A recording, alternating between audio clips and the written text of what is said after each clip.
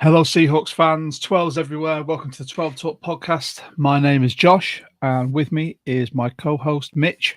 How you doing, dude? I'm good, man. Yourself? You're good? Absolutely shattered. I dropped my wife off at Heathrow Airport yesterday because she is going to New Zealand for 2 weeks. She's currently in the air on the way to Auckland now, I think, and that means it is solo daddy daycare for 3 weeks. 2 weeks. Feels like 3. And to start everything off well, my daughter decided to wake up constantly last night and then be sick all over my bed.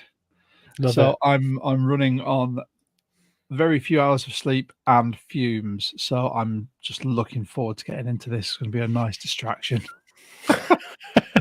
Well, if you need coffee at any point, feel free to make one.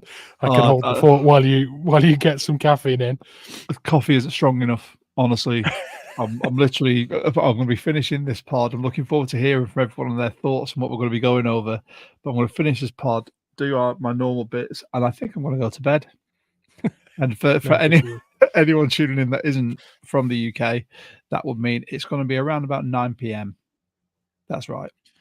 39-year-old is going to go to bed at 9 p.m. I can't wait. Children will do that to you. Yeah, dude. But yeah, so this episode, we're going to steer away from doing our own mock draft this week, because we've done quite a few of them. So we're going to be looking at the news for the Seahawks in the moment, and the big thing is, as John Schneider so eloquently put it in the John Schneider show, Picturegate. We'll be looking at that. The comments made about it, how the Seahawks fandom has gone absolutely mental about it. We're going to also be looking at the full list of the top 30 visits. We'll be highlighting some names that we may not have discussed before. And then we're going to be breaking down 4 mock drafts from some very trusted sources. People are in the know, and we'll get through to that as well. And then we'll have a talk about the commonalities there, how we think it goes. And you guys can get in the comments. Let us know what you think. By all means, if you do like what we're doing here and the first time tuning in, make sure you drop us a like, subscribe, hit the notification bell, share us with whoever you want to, and we'll be very grateful. You can also join our Discord, which is still a growing community. Some fantastic bits coming in. I dipped in for the first time sort of today, and realised how far behind I was. It wasn't even funny. And if you are looking to do any mock drafts, we usually use Walk the Mock. If you do want to subscribe to Walk the Mock, at checkout, you can use code 12TALK to get 20% off your subscription fee. That's monthly or annually. But with that being said, Mitch, should we hit the theme tune and get into it? Let's do it.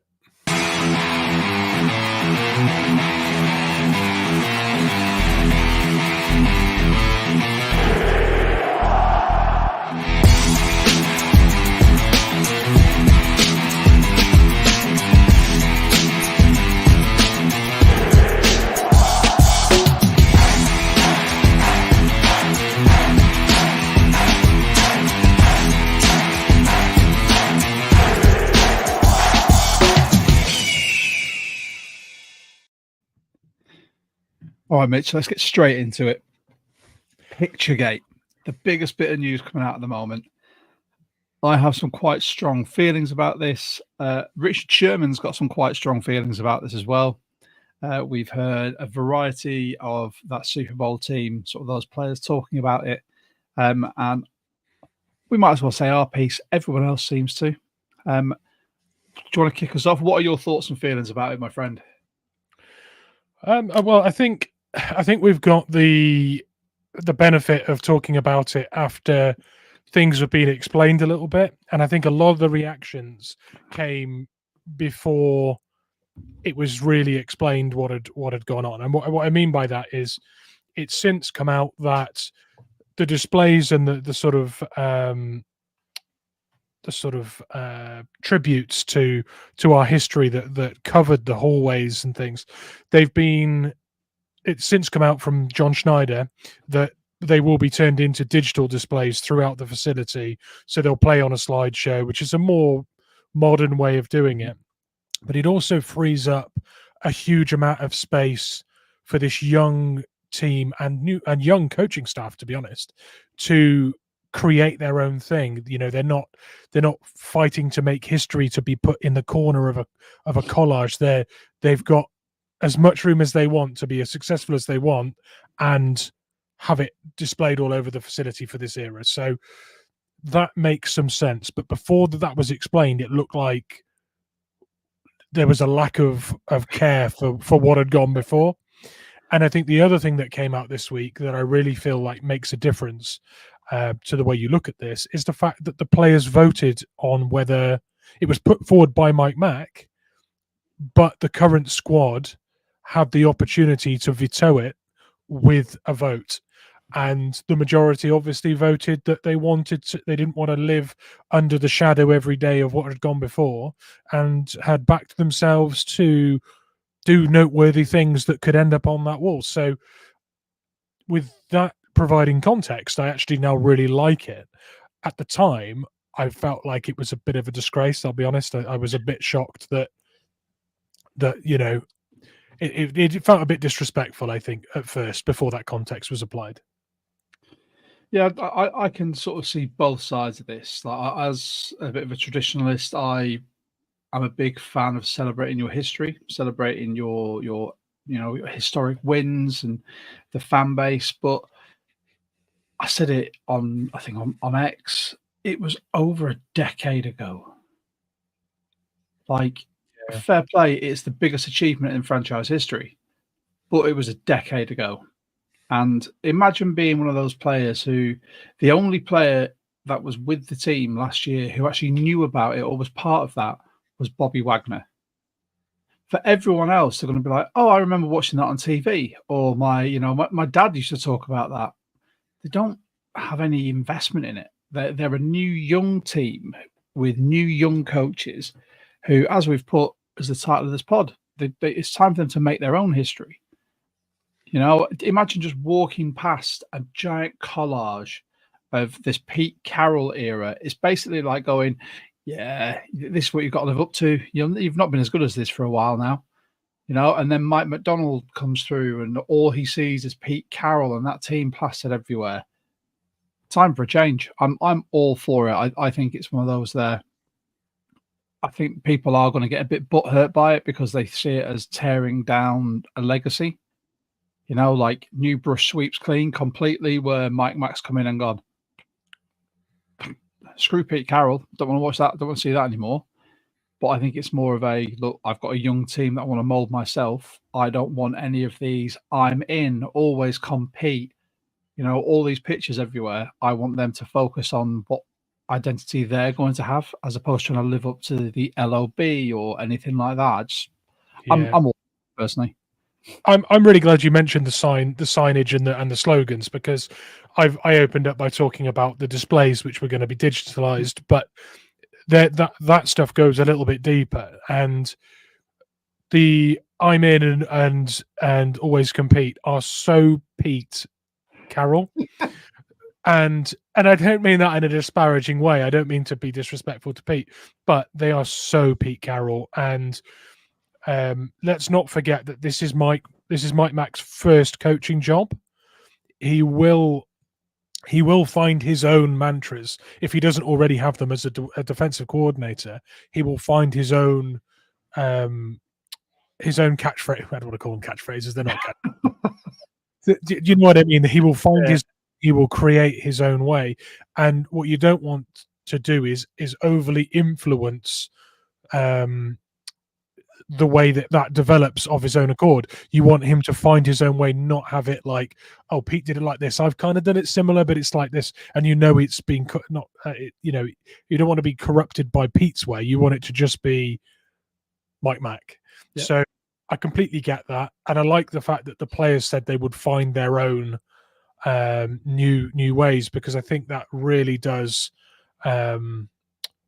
signal the complete restart.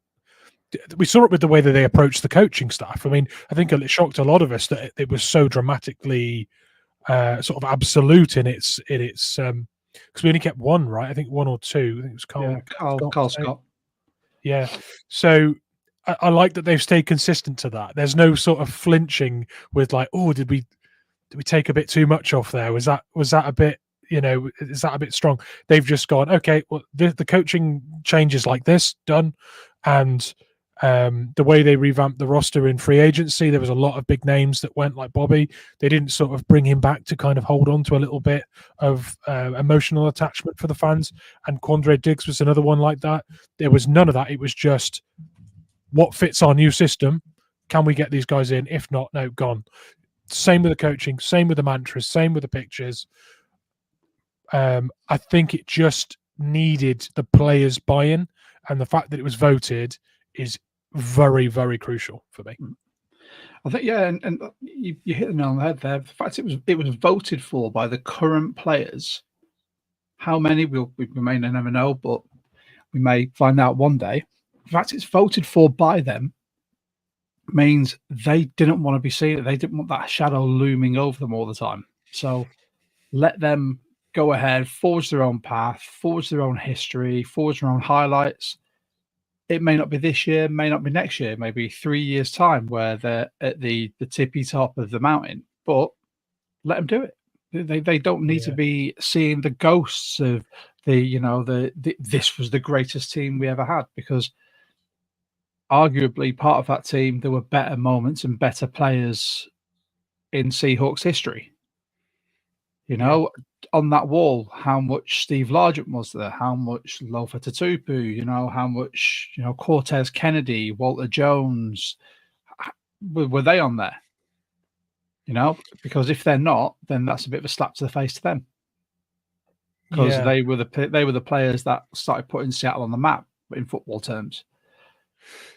Yeah, and I think there's another thing here, that there's a lot of Seahawks fans that feel like we kept hold of coaches like Ken Norton Jr. for too long, and there's a lot of people that think that we held on to Pete's sort of style of defense, even though it became outdated and it was tweaked and it was put back together and the personnel weren't in there, but we continued to try and draft Legion of Boom style players, and we never truly let go of what we were, and instead we sort of existed in the middle, in no man's land, in mediocrity land every year, because we didn't redesign ourselves to our strengths of that current roster. It was square pegs, round holes, make it work.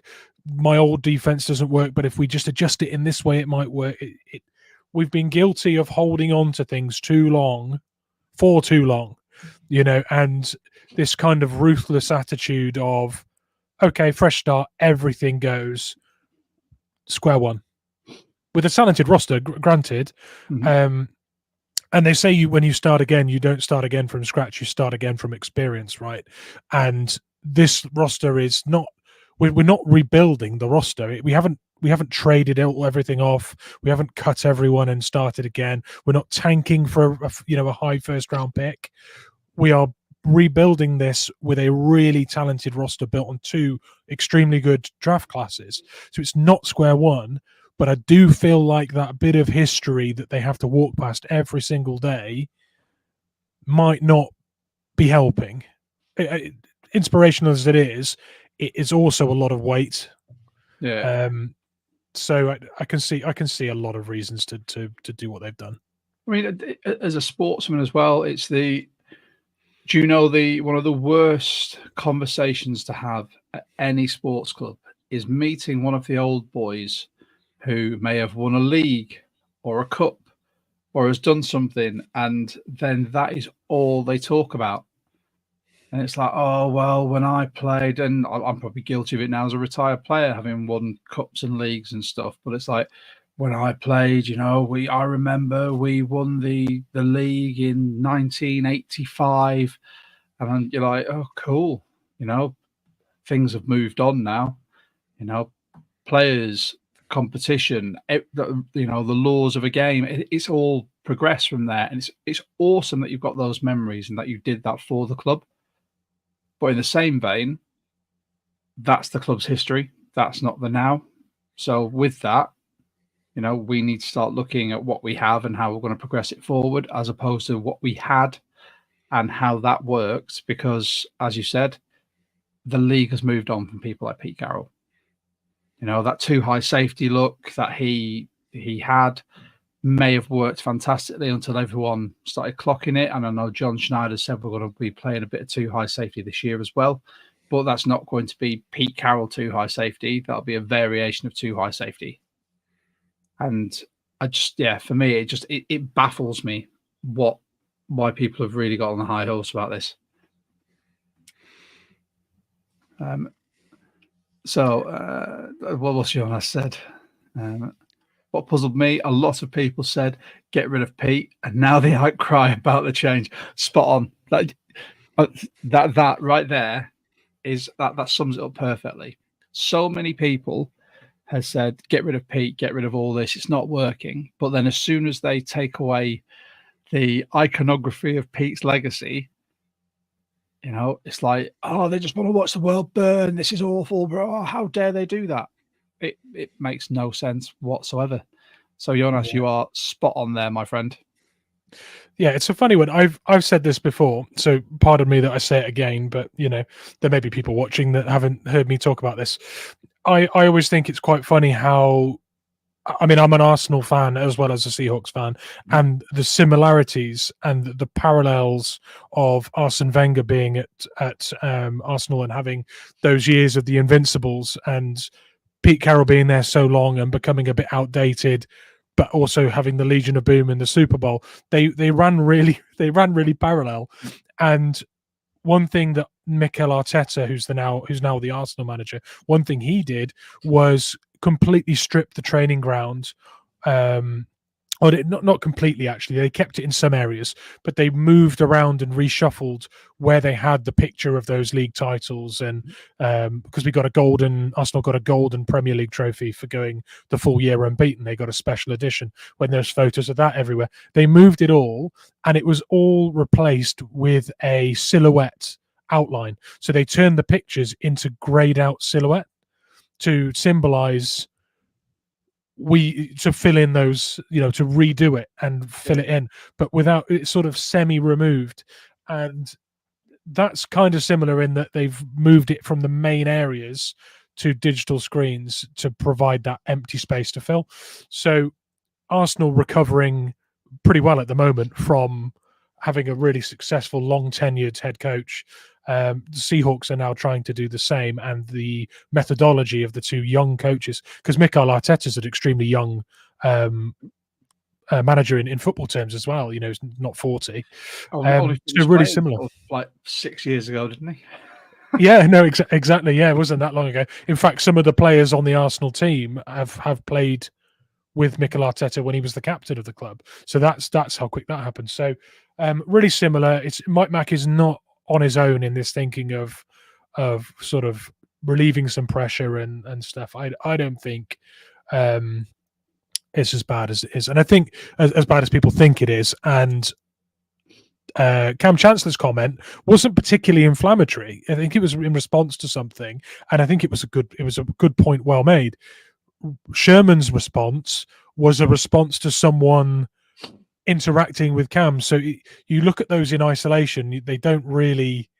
They're kind of out of context. The two comments. So Cam's you can't like erase the LOB. You're right, you can't. They are one of the most popular groups of players that the Seahawks ever had. You're never going to erase that because people still reference it, but you don't need to have pictures up of them all the way through, And then Sherm just jumps on his high horse again because he feels like he's been massively slighted by someone painting over his face. You say about being an Arsenal fan, football in UK soccer terms, I'm a Blackburn Rovers fan. We won the Premier League in 1994-1995 season.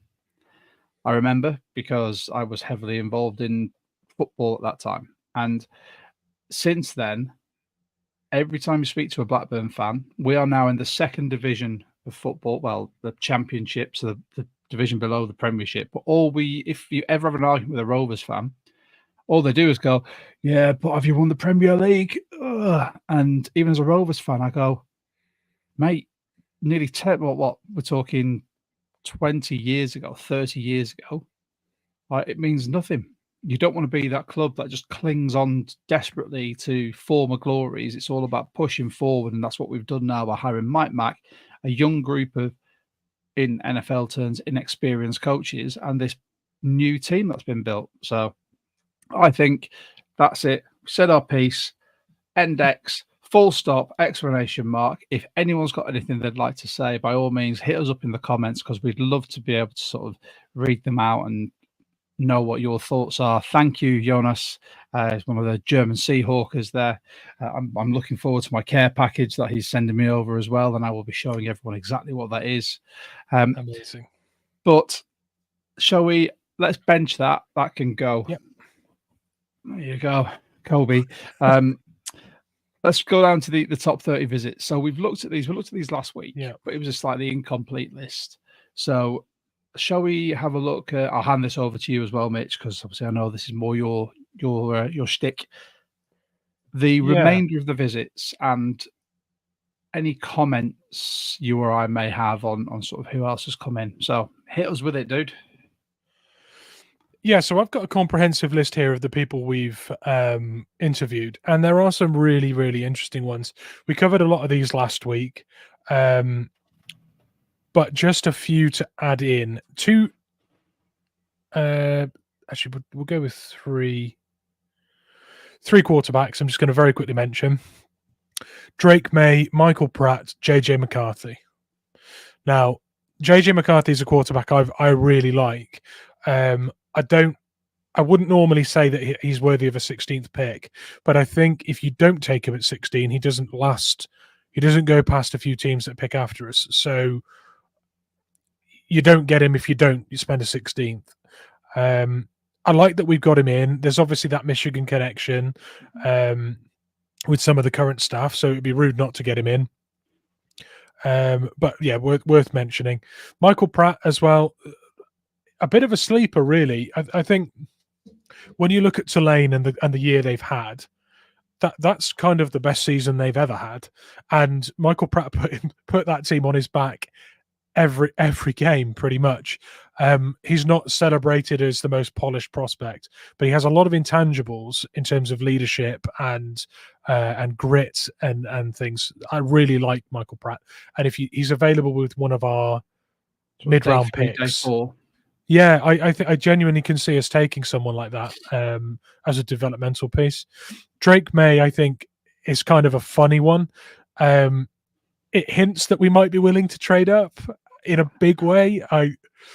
If he was to fall to 6, 7, something like that, then all of a sudden you look at it and go, well, John might be, testing the waters there. But I'm not too sure. But I thought mentioning the 3 quarterbacks that have been in would be good. Any comment on those 3? Or you know what? To be honest, I think looking at all the quarterbacks that we've had in, and we just invited another QB to our rookie mini camp. I can't remember who it is though. But looking at those, I think Drake May. I think that's just creating some a bit of a stir. That's just John having a little look-see, and everyone else in the league going, "Oh, Seattle have looked at him. Would they be interested in trading up?" And it creates that dialogue between teams, then, doesn't it? As to, do you want to move up? Is that something you're looking at? And you can sort of test the water.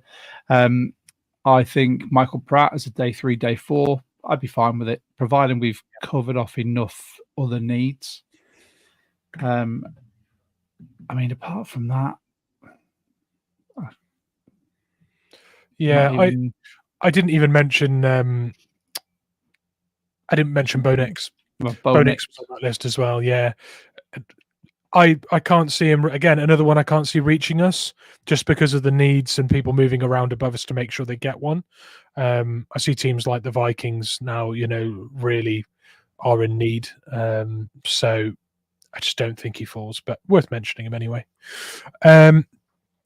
Another one of interest, actually, Graham Barton, who has featured in a lot of mocks, has been considered by us in a lot of mocks, generally considered to be the best interior lineman in this draft. There are some Jackson Powers Johnson fans out there that might disagree with me heavily, but he has true 5-position versatility on that line and specializes in the center of it. So I think that's a really good player to get in on a visit, because if we do trade back, he will be a genuine consideration for us. Any thoughts on that? So I think that's someone that's heavily mocked to us, especially when you look at the fact that the inside of our O line has been porous, to say the least, over the past few seasons. I think we're going to be taking a long, hard look at him, regardless of John's comments of interior O linemen getting overdrafted and overpaid. If he's going to be there in sort of the mid-20s, if we trade back, it's definitely going to be something you're going to consider.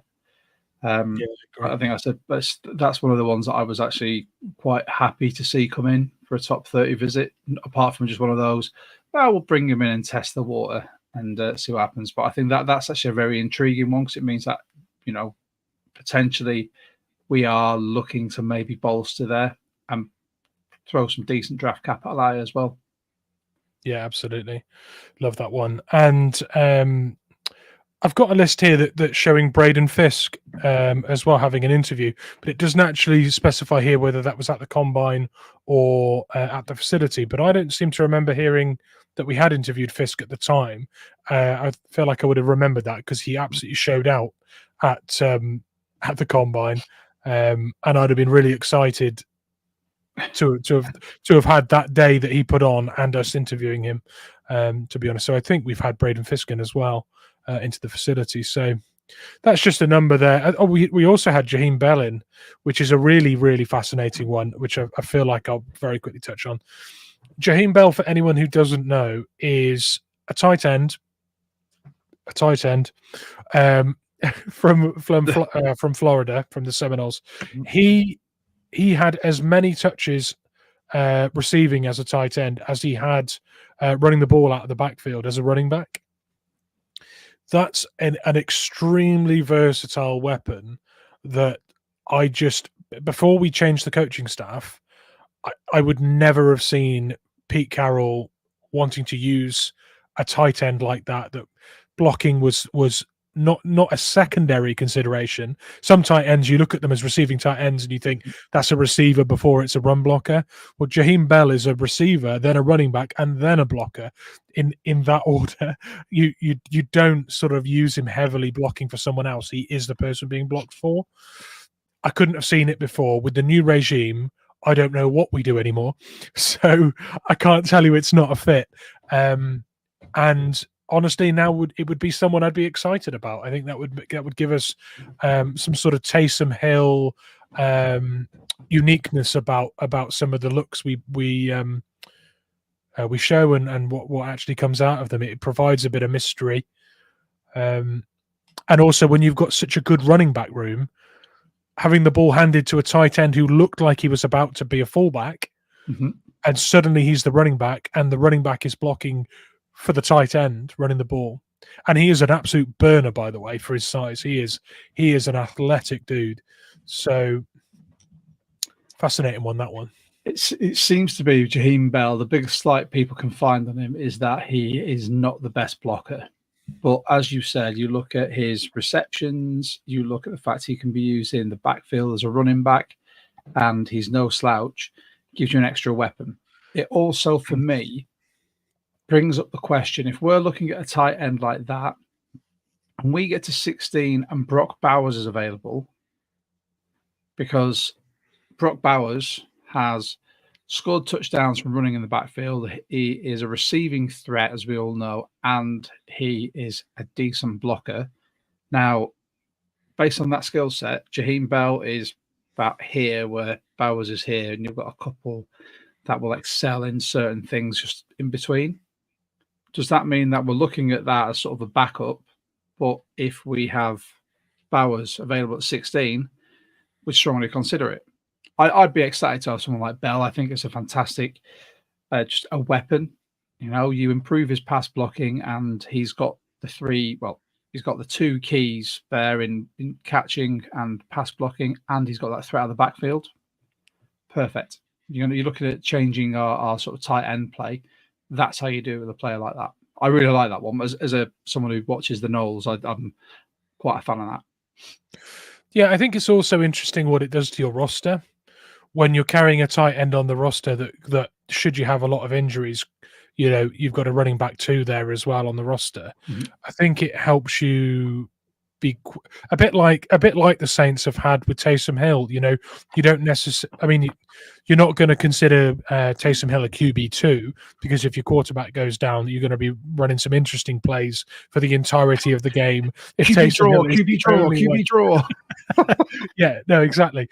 But it does mean if you're putting in a backup quarterback, you don't need him to play the whole game. You can have someone else switch in, and it just gives you some interesting versatility on the roster. So fascinating one, Jaheim Bell. I wouldn't want to see a high pick, but I will say I think our strategy with the players we get in on visits, they're almost all of them, about 80%, 75, 80% of our visits are always players that could fall to us.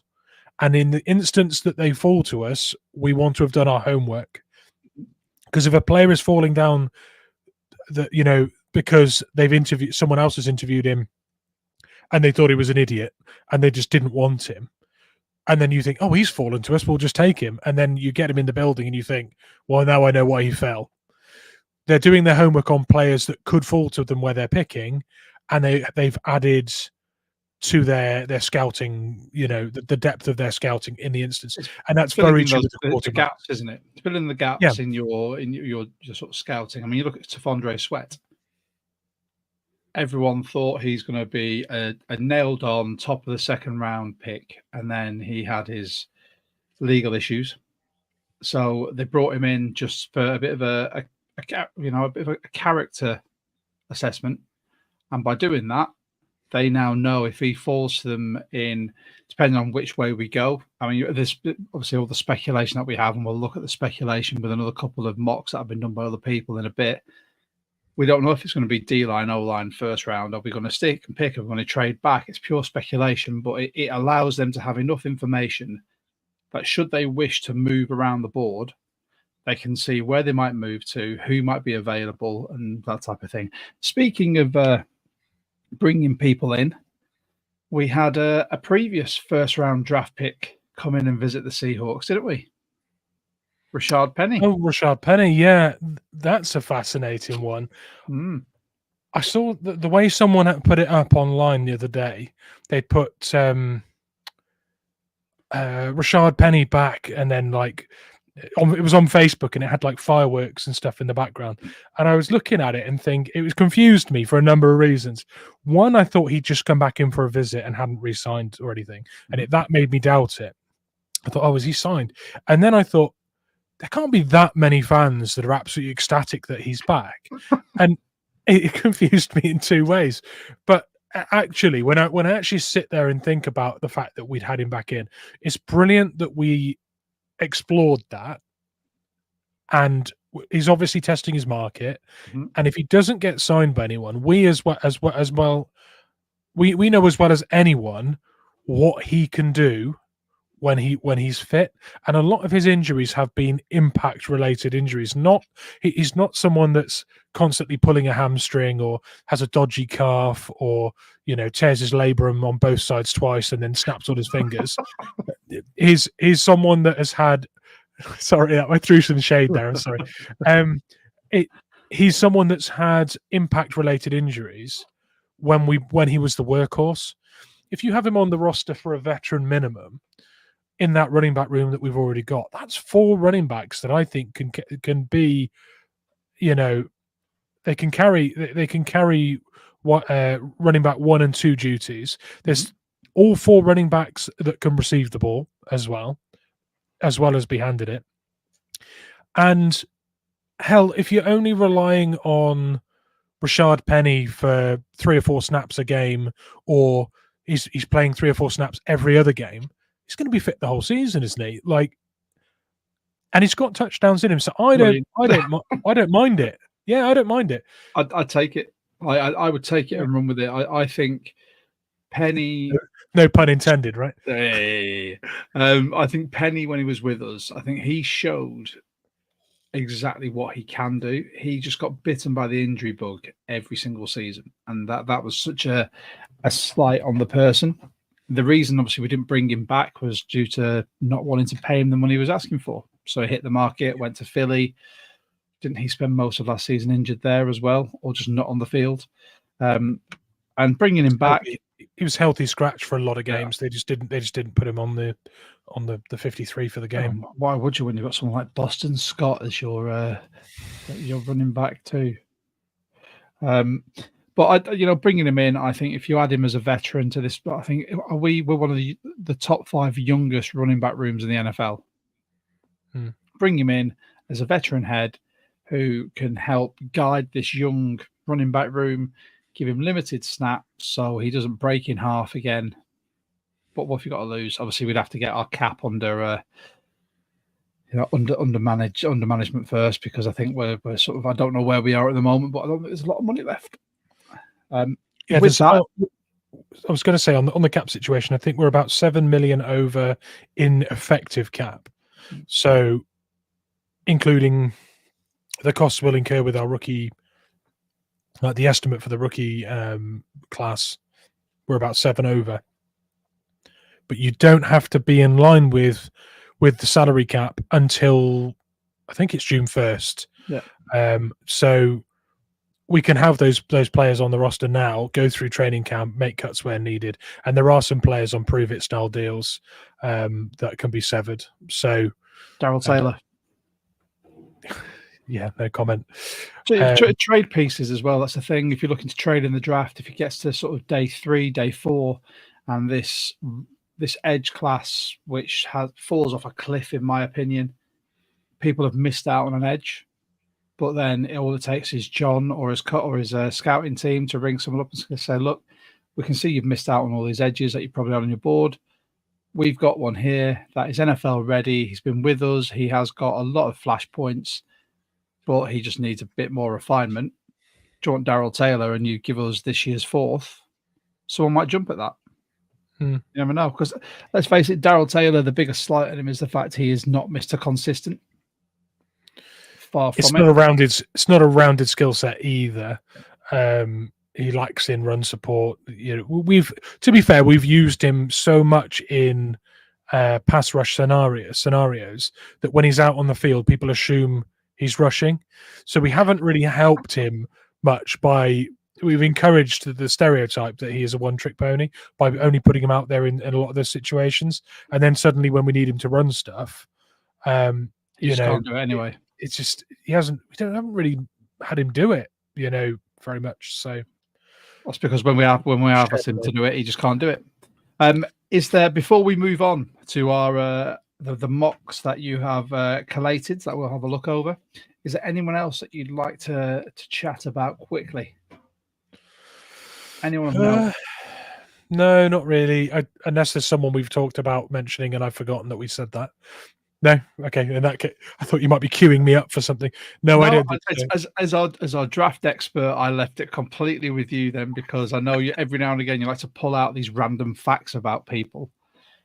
Oh, by the way, well, such a body's dog is the exact same as what John Schneider's dogs are, and but that's fine. Well, I might have a few for these marks. I'll save that for these marks. Nice. And anyone it's the first time listening, if you don't know about Mitch's random facts, they are a sight to behold.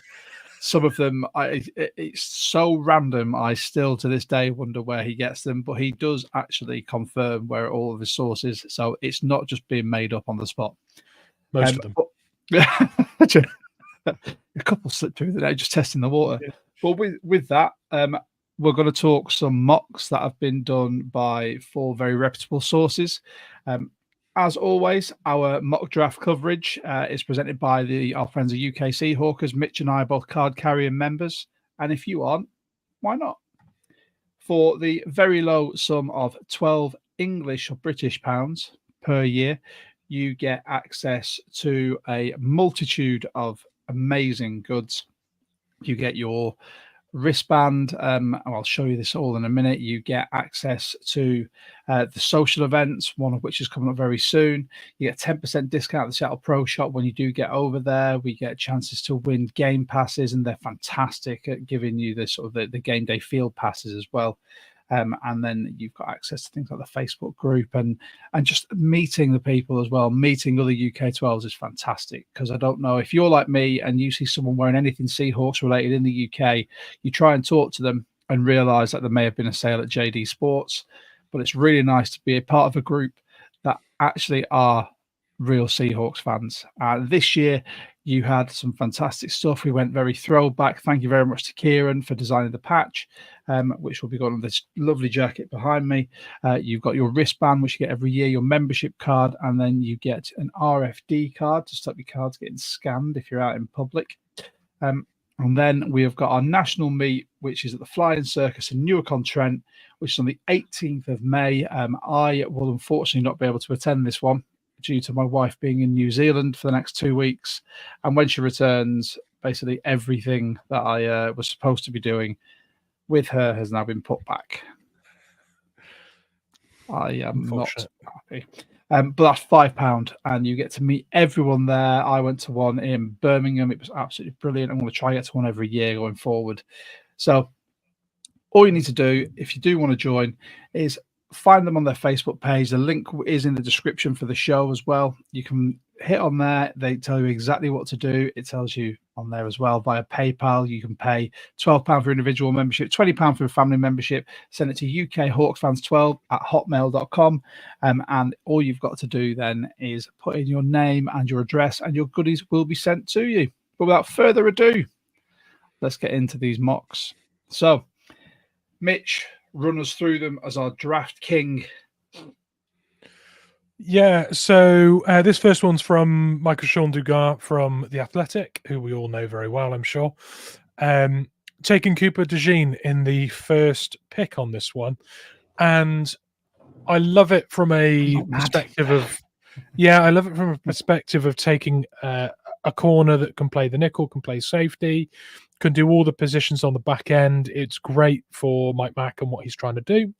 Only issue with this one is Mike Mack has said everyone has to be able to blitz. That is a shortcoming in DeJean's sort of arsenal of skills, so he would need to add that to his game. But otherwise, especially if we're trading back and picking late, I absolutely love it. We've got Christian Mahogany there, big-bodied interior lineman. Really like Mahogany if we play a gap running scheme this year, because we've traditionally played more zone, right? And the gap running scheme is something that they've done the last 2 years, I think, in Washington, which really plays into Zach Charbonnet's skill set. And Mahogany would be a great body to have in that offensive line for that. And the same with Oluwatimi and Bradford. So good fits there for that. That would be a good piece. Bo Limmer, centre and guard, flexibility, let himself down a little bit at the combine, but did a really good, had a really good sort of body of work at Arkansas. Theo Johnson, we touched on. I think round 4, that's a steal. Yeah. If he's there at round 4, that's an absolute steal. I've said my bit on him excelling with athletic traits rather than having well-polished skills, but those can be worked on, and as long as you've got that base of athleticism and talent, you know, everything else can be polished. I just don't like, for that reason, I don't like him as a high pick, like second round. Yeah. Round 4, happy days. Cam Hart's a brilliant one, really physical corner, great in run support, real competitor. If we are going to pick up a corner, I want it to be round 4, round 5. So that's a good fit like that. Justin Aboigbe, the defensive line talent really does drop off. So I feel like if you're taking 6th round defensive lineman, you're probably taking players for depth at this point. I don't think there's a huge amount of projects that late, to be honest. So kind of a moot point there. But you've got Jace McClellan. Again, not massively impressed with him, and I don't think we'd necessarily need the depth. So don't particularly like the use of a round 6 pick there. I think there'll be tight ends and safeties that I would much rather be taken there, but is what it is. We've got Olifosio there from Washington. A lot of people like him. For us, I think he's a little restricted in what he can do skill set wise, but he's a really reliable player, and that's a good base to work from. And Ryan Flournoy, I don't know an awful lot about him. I think he's got return experience, so it could be that's a player we pick up to avoid hitting free agency. But yeah, that's my take on that one. I think that's a lot of picks that address a lot of needs. There's a few in there I don't think I'd reach for these spots. For me, the DeJean one I'd be happy with. I think he's going to be a perfect fit for a Mike Mack defense, and it would be really hard to pass him up if he was there at 16. Mahogany, we've drafted him before. Bo Limmer, I think he's a bit overly aggressive for my liking at times, which can lead him to sort of fall out of his gaps. So round 3, I think that's a bit of a stretch for him. Theo Johnson in round 4, love. Cam Hart in round 4 again, love. A Boygby, it's, to be honest, the round 6 and round 7, meh, is my assessment. Yeah. Olifosio, it'd be nice to have a Husky come back, but meh. Yeah. I mean, round 1 to 4, happy. After 4, I mean, I'm not a pro, obviously. Michael Sean, Dugar is heavily entrenched in this. He knows his stuff, but it's not that 6th to 7th round. They're not for me, those players. I think there are better players you can pick up there that we should fulfill more of an area of need. It's the first time I've seen Jace McClellan mocked to the Seahawks in any mock. Yeah, one thing I will say is the strategy that Michael Sean's gone with there, trading back and getting a whole raft of picks. Love that. I just have a few question marks, and there's also a little bit of loose knowledge on some of those prospects as well. So maybe there's things he knows there that I don't. But I like the strategy of trading back, because he's traded back and not got a second round pick. He's got a whole raft of mid-round picks. That could actually be a really good approach, especially for our cap. And then our next one, we had Tim Weaver from Seahawks Wire. This is a juicy one. So Terrion Arnold, I really, really like. His comp is Devon Witherspoon coming in this year. Terrion Arnold played second fiddle to Kool-Aid McKinstry for a long time. And I think the targets that he got over the last few years with people avoiding Kool-Aid really, really sort of honed his skill sets to the point that he ended up just completely overshadowing Kool-Aid. People look at him as a far more polished piece now. He saw far more targets, in that period of time. So really, really like his attitude as well. He's such a willing tackler in run support as well, which is a big problem for the side opposite Devon Witherspoon. So that, without throwing any shade there, I love Tariq Woolen, but that patches that up extremely well. I agree. Colson as well, we both like. Round 3. That's my only issue with some of these. I don't think they're very realistic. Colson, for me, is my linebacker 2. And I think he's going to be mid-second round when people look at the depth of this linebacker class. Yeah, I think he's going to be hot property. Edgerrin Cooper's probably your number 1, right? And you've got Jeremiah Trotter that may go before back Colson, may go after Colson. Yeah, and I think what those two one of them will go first. The other one might drop to 3rd round. I do think Junior Colson's someone we might trade up for if he's around late 2nd. So, but we both love the fit. I think he's a great fit. He's liked by Mike Mack. Mike Max was asked about him, and he said that's a great dude, which speaks to his his makeup as a leader and as a personality, we all see the skill set and think it's a great fit. Mike Mack was very quick to say that's a great dude, and that adds a bit in there that we don't know from watching the tape, So that's a good vouch. Delmar Glaze, in round 4, I think he's one of the better interior offensive linemen. So I like that we've picked him up. Brandon Coleman, I really like. There's athleticism there, which I think really, I think that the athleticism for Brandon Coleman really fits the Huff sort of offensive line style. So that's good. Keith Randolph is one of those defensive linemen that has a little bit of upside, but like I said earlier, the drop off in standard there is huge. So that rotational depth, potential development piece. Yeah. Javian Cohen is an interesting one. That makes 3 offensive linemen in 4 picks.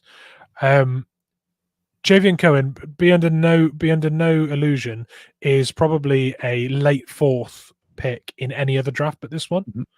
He's one of those steals you'll get later in the draft that honestly is a bargain.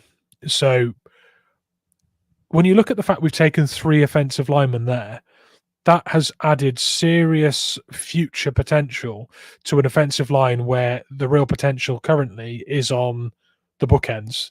Yeah. There's a whole host of talent there. So I love capitalizing on this year's offensive line draft and taking 3 there at value sort of positions. Brennan Jackson's not someone I particularly like, but I know that we have a need for edge depth. And in round 6, it's a free shot. It feels a bit like a free shot. So I like it. Anything there from you? You basically echoed exactly what I think about that. Terry and Arnold, I think, would be fascinating to having that secondary. Because I've said it multiple times and I'll keep saying it. I just want a no-fly zone, whether that's with like quarterbacks being afraid to throw at our cornerbacks, or wide receivers, tight ends being afraid to catch the ball near them. And I think if you had him and Weatherspoon on the outside, that would be, oh my God, who's going to hit me hardest first? Coulson, I really want it to happen, but like I said, I don't think it's the strongest of linebacker classes. I think someone else may possibly overdraft him due to the weakness of that position in this draft. Yeah. Glaze, I'll be very honest, I've not done a lot of scouting on Glaze, so I will take your opinion and run with that. Brandon Coleman, I mentioned him a few weeks ago. He is one of my favorite offensive line players, just due to athleticism and the fact that he's played tackle, can play interior, plays in the interior as well. Keith Randolph, exactly the same as what you said. Cohen from the U, more than happy with that, because I think that's a steal in the 6th. And then Brennan Jackson, just because why not add a Washington player just to bring in, even though it's a Coug and not a Husky.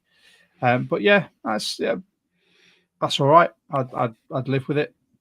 I'm going to assume that it's a stick and pick there, isn't it, for the first? Yeah, I think so. I don't think you're getting him too far back. Maybe a small trade back, but certainly not much past 20. All right. And then next up, we have got Mike Durant from Dynasty Nerds. Run us through it. Yeah, Mitch. This one I think is a bit of you in some ways. Latu obviously is a favorite of yours. Again, this is a stick and pick, I think. Top 4. Looking at where top 4 is a bit of me. After that, well, yeah. Granted, Joe Milton's not blowing many people's skirts up, really. No, we've spoken about Coulson. Latu, we know, had the neck injury, but no one seems to be overly concerned with that, and that's great news because I'd hate for that to be holding him back. It really clearly isn't. Mahogany, we've spoken about. Coulson, we've spoken about. Ben Sinnott, I think this mock draft was done in January, actually. So since January, Ben Sinnott's stock has risen quite dramatically. And I think he's looking more like a late 2nd, early 3rd now than literally about the exact same thing. Yeah, I can't see him being available there, but if he is, absolutely run to the podium. That's a great pickup. Benson, it's a very, very good rounded tight end who can do just about everything you'd ask him to do, and very athletic and quick as well. I think it's a good understudy for Fant. Yeah, I like that. Bo Limit, as you say, can be a little bit over aggressive and can show himself up a bit, but there are some solid fundamentals behind that as well. If you could get that sort of better tuned, I think that's a good pickup. Jordan Whittington's a really funny one. I really like this pick, and I'll tell you why I really like this pick. That's a return specialist wide receiver, right? 14th in receiving yards record holding for Texas Longhorns, and they've had a lot of good players through there, right? So he's averaged like 50 receptions a season, and he's got a lot of yards there under his belt. Been really consistent, been really healthy, really reliable. He projects as a wide receiver 3 or 4 in the league, but is a bit of a gadget with returning stuff. And here you go. You asked for some wacky stats and facts. Here's one for Jordan Whittington. His uncle Arthur won the Super Bowl with the Oakland Raiders. So there's some pedigree. He has 10 brothers and sisters, of which he's the third youngest of the 10. 2 of his older siblings have played football at SMU as well. So there's 3 in his 3 of his 10 siblings, including himself, have played college football for renowned colleges. So there's a serious pedigree with Jordan Whittington, and real upside. And I think that's so Seahawky to take a player with pedigree, with some athleticism upside and versatility with return skills. That's a really interesting player to just pull up, because a lot of people have him undrafted. Mike Durant here has plucked a player out of obscurity and chucked him in as a Seahawks 7th round pick, and there's some things in there that indicate why I think that's happened. There you go. I mean, fair enough. Obviously, Whittington's family, there's not a lot to do where he comes from. If he's one of 10, yeah, they can have their own football guard in the garden, can't they? Yeah, his poor mother. Latu, you know, the more and more I get to this, the more and more I look at what are we going to do in that first round. Trading back, getting a second, and getting more pieces to add to this defense would be awesome. However, if a player, a pure blue chip player like Latu falls, I don't think it's something we could pass up on. I think we just have to go, look, scrap those plans, take him, work the rest out afterwards. I'd be happy with that. Like I said, from picks 1 to 4 on that draft, I'm all over. Bo Limmer, I want to watch more film. Joe Milton, if we are on our own 10-yard line and we want to get it to their 10-yard line, awesome. If we're on their 10-yard line and need to try and score a touchdown, not a chance. We're just going to have to run the ball for those 10 yards, because he's just going to overthrow or underthrow absolutely everything. And then Jordan Whittington, I will now do more scouting on Mitch, because I'm intrigued. Right, and then we have got Lee Val from 12th Man Rising. This is our 4th and final. It is, isn't it? Yep. Yes. So you can tell I'm absolutely exhausted. I don't work well off 4 hours sleep. I nearly missed the pod because I fell asleep whilst putting my daughter to bed. So there you go. It says a lot. Right, go on, run us through this one, Mitch.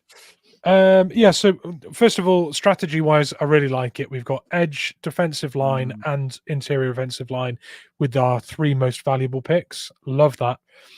If you shore up our defensive rotation with the interior of the D-line, and you strap a player like Latu onto the edge of it, into the rotation of edges we already have, I feel like that has a big impact. A row is a rowboat. I really like him. I think he's very aggressive. He's a good space eater. He's a big body. Versatile, can play 3-tech end, and also could be the center of that line as well. There's a lot to like there, and I feel like if we started the draft like that, it leaves safeties, tight ends, linebackers to fill in behind it, and I think that's where we can find a lot of good talent. So, and looking at the way this unfolded, it's exactly what's happened. So we've got Bo Brady there, who people know is a superb talent. AJ Barner, who we've talked about extensively in multiple my boy, yeah. Jalen Ford, who I spoke about last week as a special coverage linebacker. That would be a superb pick. And then you've got Taulia Tagovailoa there. Now, that for me feels like everyone else had gone, and Lee Val wanted to take a quarterback in this draft. We can now carry 3, see what he's got. The thing is, though, that's just taking, in my opinion, that's taking a player for the sake of taking a player in the 7th, because based on his pro day, unless someone has seen something special, and I mean special from him elsewhere, he's going to end up being a UDFA. Yeah, I agree. But I would agree. 1, 2. Apart from that last pick, that is my favorite mock. Yeah. What, of the 4, or just that you've seen? Of the 4, not that I've seen. I've seen some fantastic ones, and obviously we've done some great ones as well. If anyone is tuning in for the first time doesn't know, check out some previous videos and see what we did. But yeah, that's my favorite there. I think it covers some fantastic bases by taking edge, interior O-line, and D-line with those first 3 picks. Like you said, it allows then us to pick the best available in those positions of need. I think Bo Brady is a fantastic option for safety. AJ Barner, who we have drafted multiple times now. Jalen Ford, and then Tagovailoa. Jalen Ford in the 7th, brilliant. Tagovailoa, bit of a reach. Just we want a QB in there. Why not have him as a 7th-round pick? But yeah, that's my favorite one out of this 4. Yeah, I think with the way that things are going now, AJ Barner and Jalen Ford, you've got a player that's stock is falling and a player whose stock is rising, and those picks probably need to be the other way around at this point. But the personnel taken there, I love. Yeah, no, more than happy with those. But I mean, with that was us talking about other people's mocks for a change as opposed to doing our own.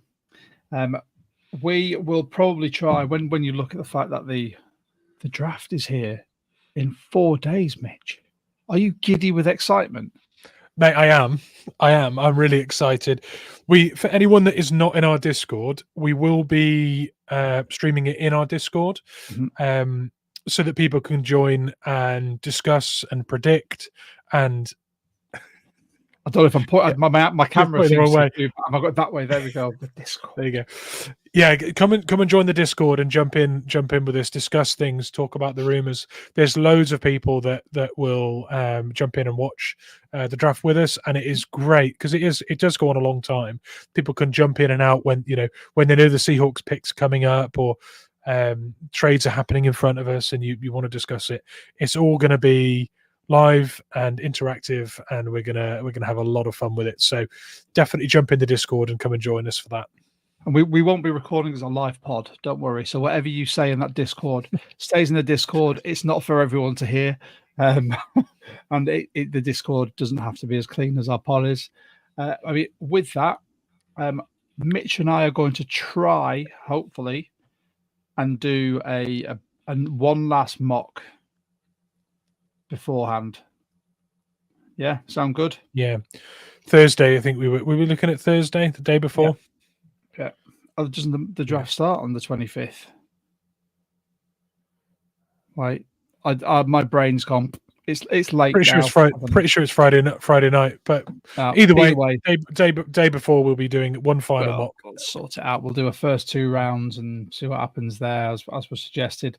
But if you've liked what we've done so far today, by all means, you can buy us a coffee or a beer.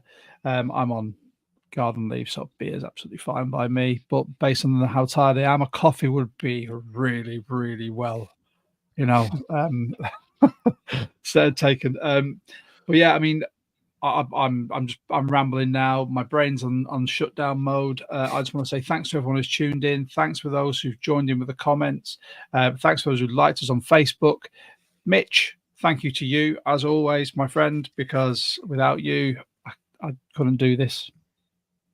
No, well, same. I couldn't do the presenting and the intros and the graphics as anywhere near as well as you, mate. So, thank you. Thanks to you too, I guess. Symbiosis. That's it. But yeah, I mean, from me, from Mitch, we will see you all next week. By all means, make sure you follow us on our socials, interact. We love chatting to you all. Get in the Discord. And until draft time, I'll say go Hawks. Go Hawks. Peace.